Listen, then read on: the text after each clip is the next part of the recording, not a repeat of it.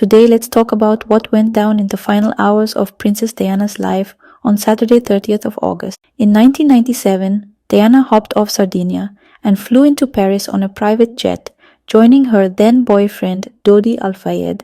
They made a stop there on the way to London after spending 9 days together on the Jonikal yacht. In the evening, Dodi and Diana came out of the sleek black entrance of the Ritz Hotel and hopped into a swanky black Mercedes-Benz. The car was driven by Henri Paul, while bodyguard Trevor Rees-Jones sat up front. So here were Diana and Dodi, cozy at the back seat, chased by a bunch of reporters and photo guys. Around 0:23, right at the entrance of the Alma Tunnel, Henri Paul lost control and the car swerved left, smashing into a monolithic 13-foot pillar supporting the roof. Cops estimate that the car was going like a bat out of hell, around 105 kilometers per h. The impact wreaked a load of havoc, particularly on the front half of the car, because there were no barriers between the pillars.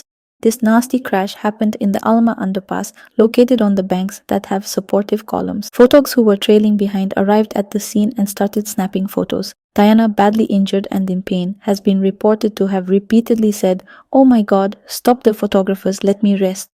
Dodi, seated on the left rear passenger seat, was in a critical condition, and in spite of rescue efforts, he at 1:32 was pronounced dead. Henri Paul was declared dead when they dragged him away from the wreckage and his body was sent to the morgue. The passengers had not buckled their seatbelts. Diana, who sat on the right rear passenger seat, was still conscious. Also, it seems she was sitting on the car floor facing away from the road. Perhaps she didn't want to be photographed. Dr. Maelies, who happened to be at the crash site, said that Diana didn't seem to have any visible injuries but was clearly in shock, and he gave her oxygen. The first police patrol arrived around 0:30. Diana was pulled out from the car around 1 a.m.